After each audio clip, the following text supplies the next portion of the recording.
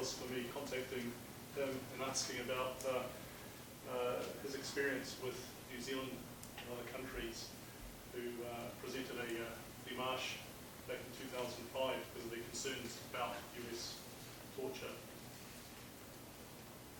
I'm going to try and give you 15-year history in 15 minutes.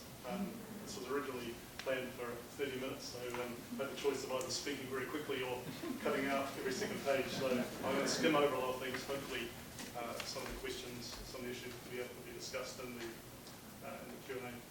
So New Zealand, for some of you who aren't familiar with us, we're long-standing friends and allies of the United States.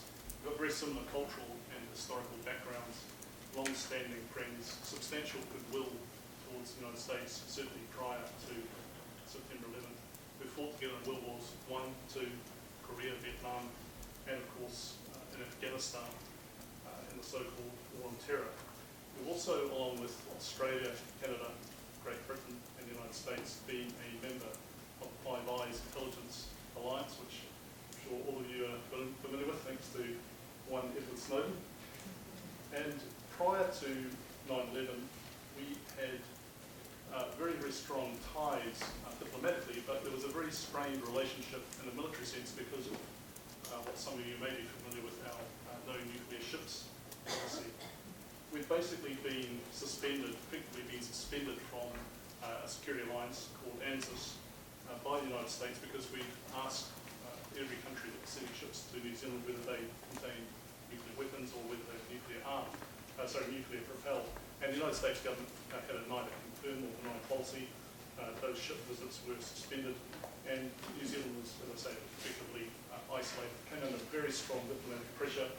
Reagan administration described us as, quote, a friend but not an ally. And although the Five Eyes relationship continued much as before, military contacts were downgraded. For example, the New Zealand Navy was not allowed to visit US ports.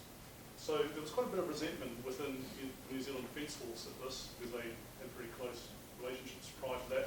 And I think a sense of, after 9/11, that this was an opportunity to get those relationships restored.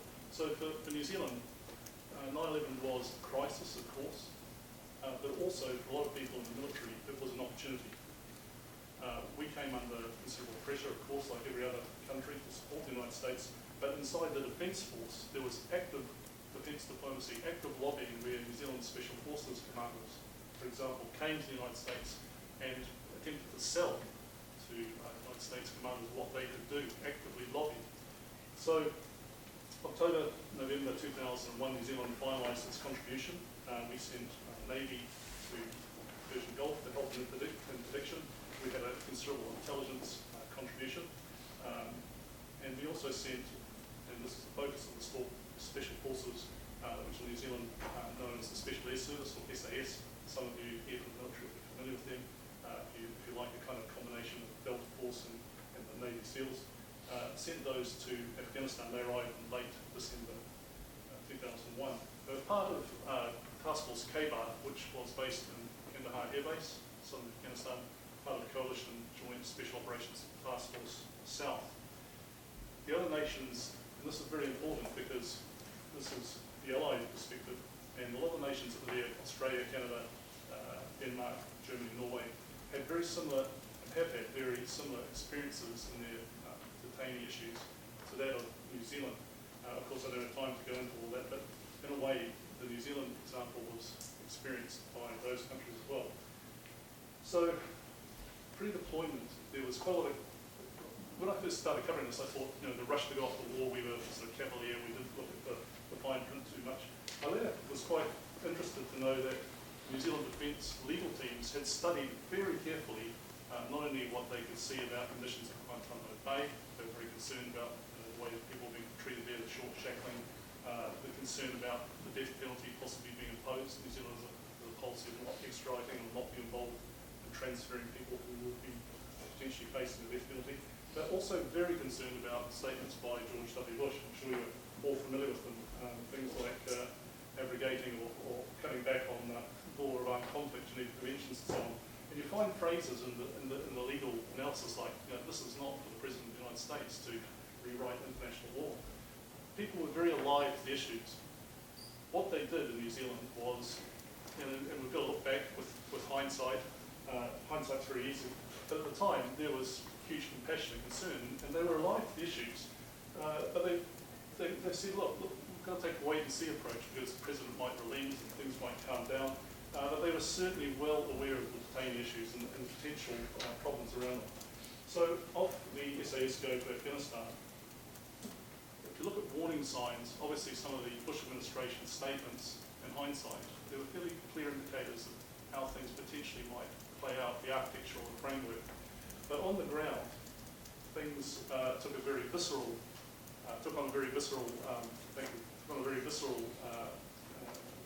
force. In February 2002, our troops were involved in a raid in Uruzgan province with US Special Forces. 16 people were killed in that raid and 27 detained. Now, the raid was a disaster in the sense that it was the wrong target. It was actually people that were supporting Karzai, not Taliban or Al-Qaeda.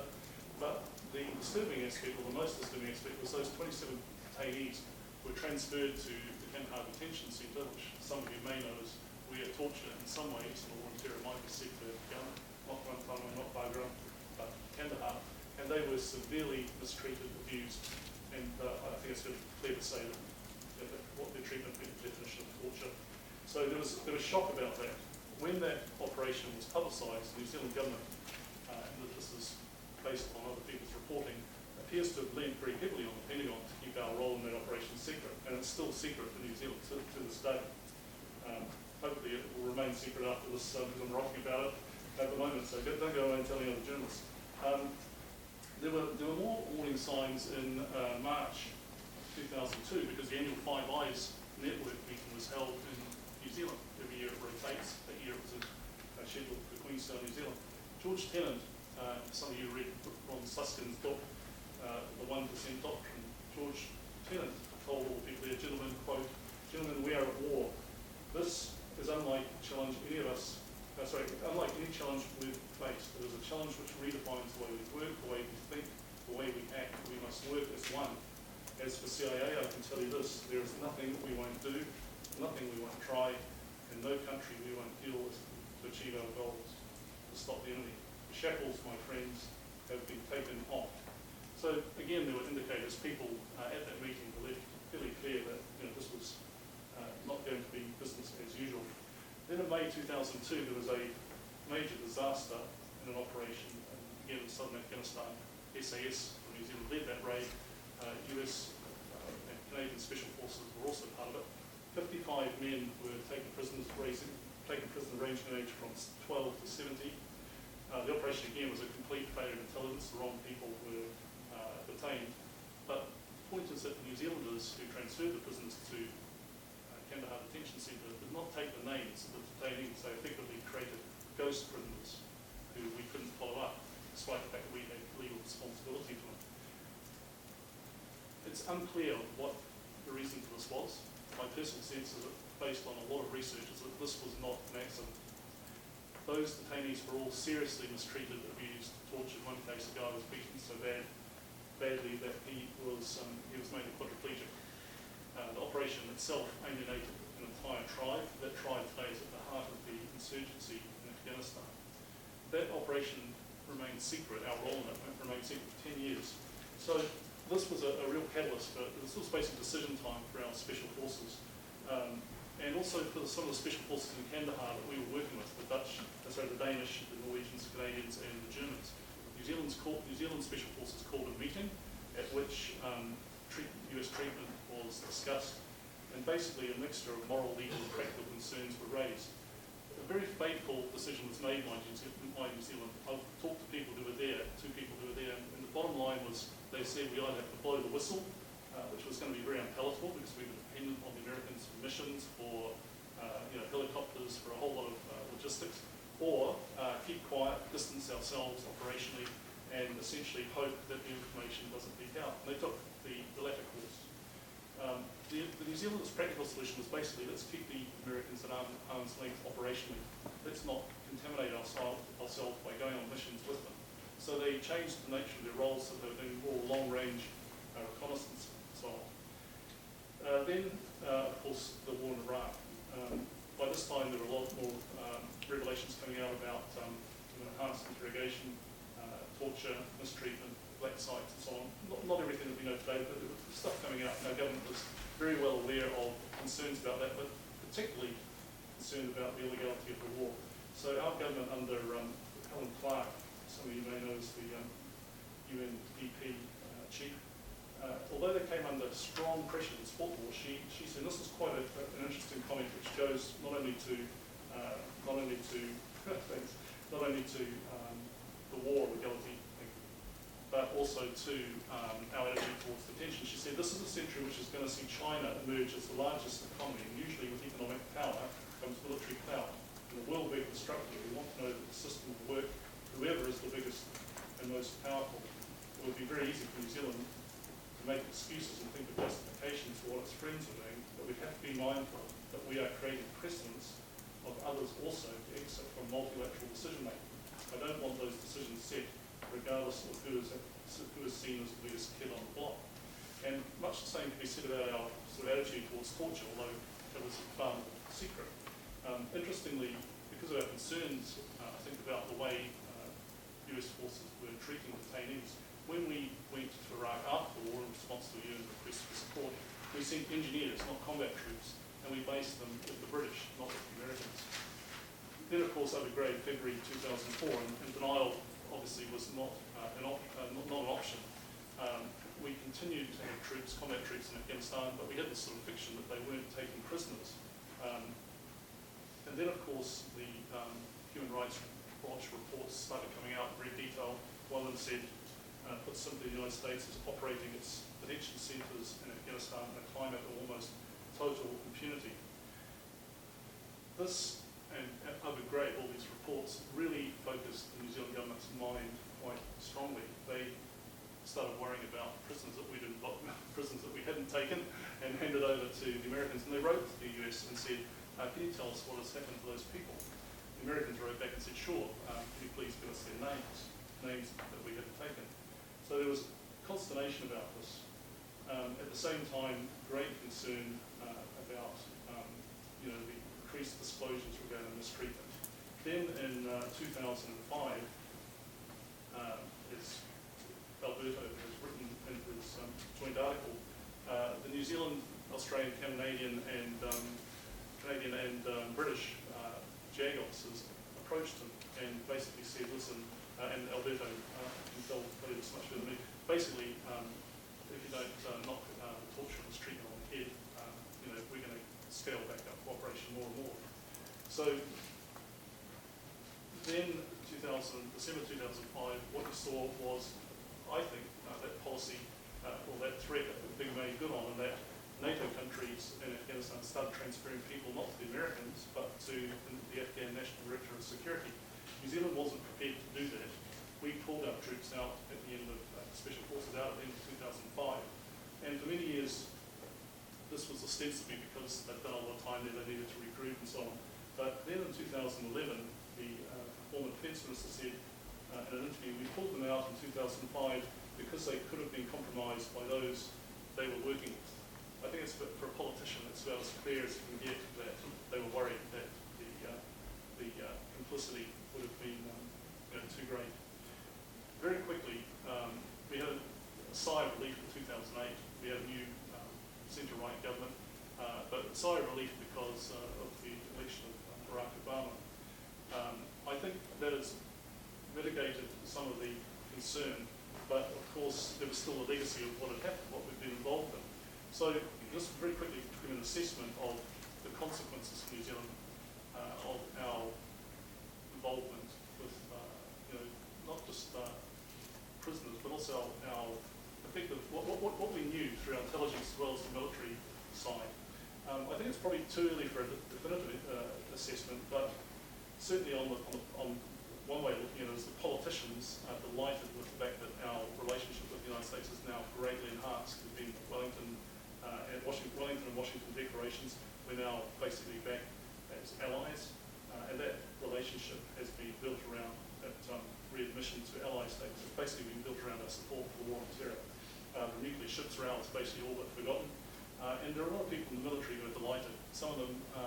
highest ranking people basically owe their career advancement to the conflict in Afghanistan.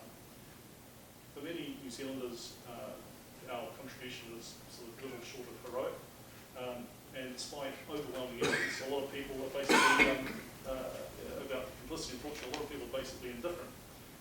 Some officials, however, people, members of what we, I don't know if you've heard of it here as the chattering classes, the liberal intelligentsia, some people are very concerned about our involvement and appalled at our complicity.